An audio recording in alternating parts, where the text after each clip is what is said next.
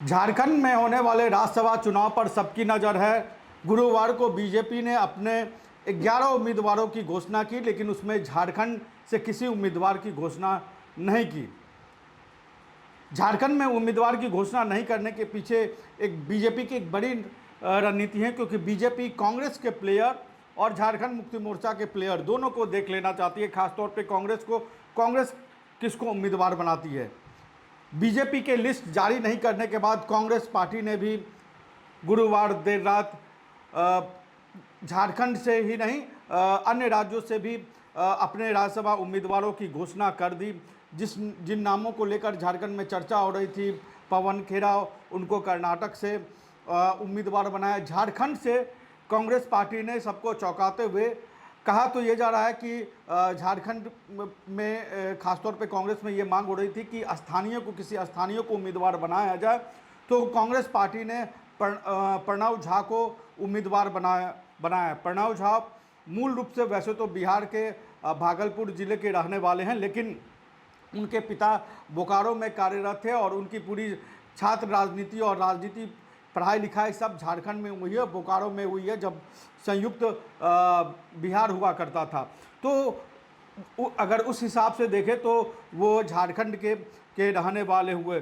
तो कांग्रेस पार्टी ने एक तरफ से स्थानीय उम्मीदवार की घोषणा कर दी प्रणव झा के रूप में। प्रणव झा कांग्रेस के राष्ट्रीय अध्यक्ष मल्लिकार्जुन खड़गे के सलाहकार हैं, उनके सबसे करीबी माने जाते हैं। और कहा यह जा रहा है कि मुख्यमंत्री हेमंत सोरेन से बातचीत करने के बाद कांग्रेस पार्टी के राष्ट्रीय अध्यक्ष ने इसकी घोषणा की, क्योंकि इससे पहले भी मल्लिकार्जुन खड़गे से हेमंत सोरेन की बातचीत फ़ोन पर हुई थी, लेकिन सहमति नहीं बन पाई थी। उस समय कहा यह जा रहा था कि पवन खेरा के नाम पर सहमति हुई है, लेकिन स्थानीय उम्मीदवारों की बात, उसके बाद स्थानीय उम्मीदवारों को लेकर कई नाम चर्चा में है। पूर्व प्रदेश अध्यक्ष राजेश ठाकुर के भी नाम चर्चा में आए कि उनको उम्मीदवार बना सकते हैं। इस तरह के कई नाम कांग्रेस पार्टी की तरफ से चर्चा में आए, लेकिन प्रणव झा को कांग्रेस पार्टी ने आखिरकार उम्मीदवार बनाया, और ऐसे समय में बनाया उम्मीदवार जबकि झारखंड से स्थानीय उम्मीदवार देने की मांग की जा रही थी। बीजेपी और झारखंड मुक्ति मोर्चा ने अपने उम्मीदवार की घोषणा अब तक नहीं की है। झारखंड मुक्ति मोर्चा की तरफ से बार बार ये कहा जा रहा था कि दोनों सीटों पर जो है वो झारखंड मुक्ति मोर्चा के कार्यकर्ता चाहते हैं कि जेएमएम के उम्मीदवार जो है वो खड़े हैं, दोनों सीट झारखंड मुक्ति मोर्चा को मिले। झारखंड सरकार में मंत्री सुदीव्य कुमार सोनू ने भी गुरुवार को कहा कि कार्यकर्ताओं की राय है, कार्यकर्ताओं का मन है कि झारखंड मुक्ति मोर्चा के ही 2 उम्मीदवार उतारे जाए, 2 नेता झारखंड मुक्ति मोर्चा के ही राज्यसभा जाए। इसके पीछे उन्होंने तर्क भी दिया, बताया कि कैसे झारखंड मुक्ति मोर्चा हमेशा गठबंधन धर्म का पालन करती है। तो वो समय भी झारखंड मुक्ति मोर्चा ने याद दिलाया जब सिर्फ 5 विधायक होने पर आरजेडी के नेता को राज्यसभा भेजा था झारखंड मुक्ति मोर्चा ने समर्थन देके।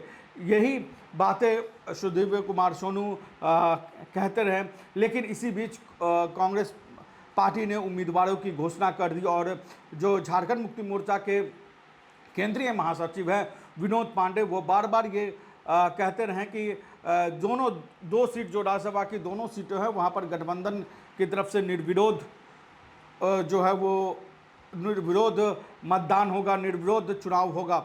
लेकिन इसी बीच कांग्रेस पार्टी ने उम्मीदवार की घोषणा कर दी है। अब क्या झारखंड मुक्ति मोर्चा सिर्फ एक उम्मीदवारों की घोषणा करेगी या बीजेपी या 2 उम्मीदवारों की घोषणा करेगी, इस पर सबकी नज़र मानी जा रही है। माना यह जा रहा है कि शुक्रवार को उम्मीदवारों की घोषणा झारखंड मुक्ति मोर्चा कर सकती है।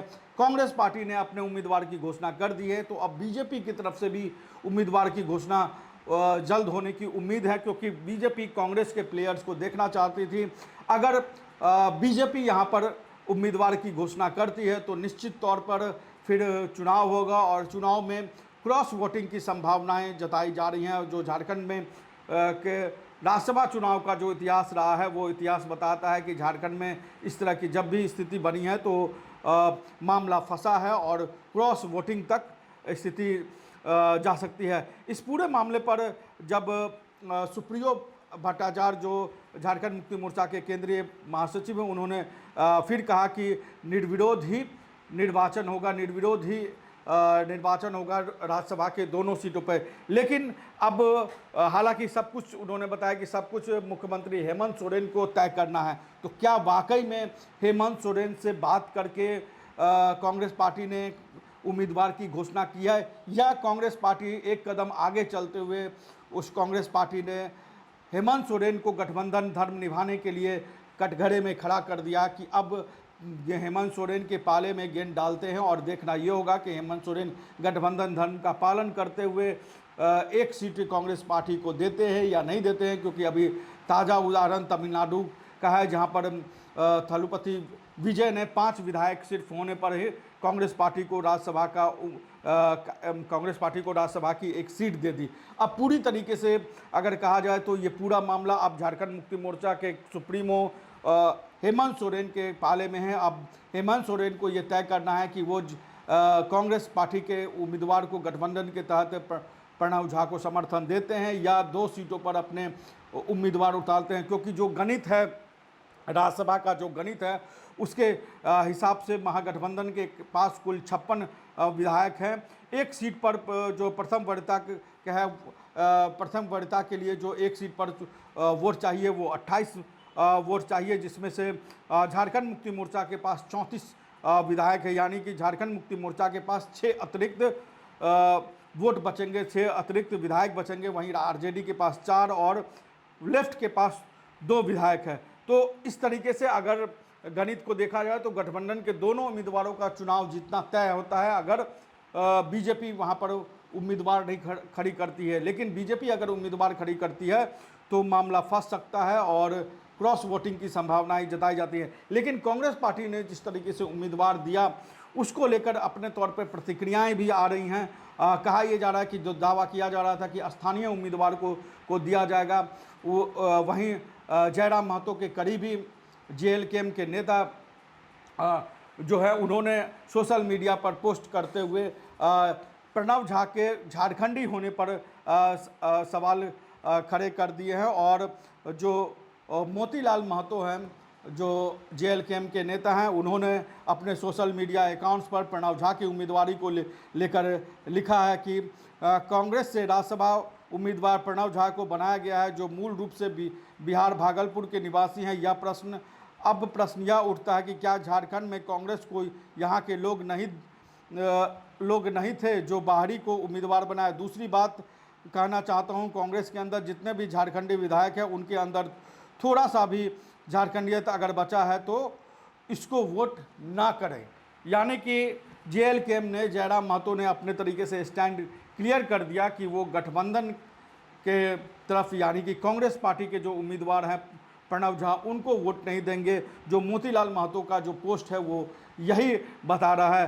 तो एक तरीके से जेएलकेएम का भी, जयराम महतो का भी स्टैंड साफ हो गया। हालांकि जयराम महतो ने कहा था कि तीनों उम्मीदवारों की घोषणा होने के बाद या जो भी उम्मीदवार होंगे उनकी घोषणा होने के बाद वो तय करेंगे कि वो किसको वोट देंगे। लेकिन इनका स्टैंड बताता है कि वो कांग्रेस उम्मीदवार के साथ फिलहाल जाते हुए नहीं दिखाई देते। लेकिन अब इंतजार है झारखंड मुक्ति मोर्चा और बीजेपी के उम्मीदवार का कि बीजेपी किसको उम्मीदवार बनाती है और झारखंड मुक्ति मोर्चा एक उम्मीदवार को खड़ा करती है या 2। तो झारखंड में के राज्यसभा चुनाव में खेला होगा या नहीं होगा, इसका इंतज़ार अभी बाकी है। कांग्रेस के उम्मीदवार के जवाब जेएमएम और बीजेपी के उम्मीदवार का हमें इंतज़ार है। कांग्रेस पार्टी ने जिस तरीके से प्रणव झा को उम्मीदवार बनाया है उसको लेकर आपकी क्या राय है, कमेंट बॉक्स में हमें जरूर बताएं। नमस्कार, जोहार। बायोम इंस्टीट्यूट नीट की तैयारी के लिए एक भरोसेमंद नाम। यहाँ अनुभवी फैकल्टी, स्मार्ट क्लासरूम और बेहतरीन टीचिंग मेथड से स्टूडेंट्स को मिलती है मजबूत तैयारी। यहाँ हर स्टूडेंट को मिलता है पर्सनल गाइडेंस और डाउट क्लियरिंग का पूरा सपोर्ट। नीट 2027 और 28 के लिए फेज 2 बैच 30 अप्रैल से शुरू हो रहा है। आज ही बायोम इंस्टीट्यूट से जुड़े और अपने डॉक्टर बनने के सपने को दे सही दिशा। बायोम इंस्टीट्यूट सिर्फ मेडिकल प्रिपरेशन का संस्थान। रॉयल इंडिया में आपका स्वागत है। भारत के सबसे विश्वसनीय सोलर मोटर पंप और एमपीपीटी कंट्रोलर निर्माता। रॉयल इंडिया का high performance movable trolley solar water pumping system प्रस्तुत है। बेहतर दक्षता के लिए डिजाइन किया गया और आसानी से ले जाने योग्य। सरकारी परियोजनाओं के लिए अनुमोदित देश भर के कॉन्ट्रैक्टर्स और एजेंसियों की पहली पसंद। MNRE द्वारा अनुमोदित, उल प्रमाणित, उद्योग मानकों के अनुरूप स्वदेशी उत्पाद। सार्थक ऊर्जा समाधान के लिए हमारे साथ साझेदारी करें। आज ही संपर्क करें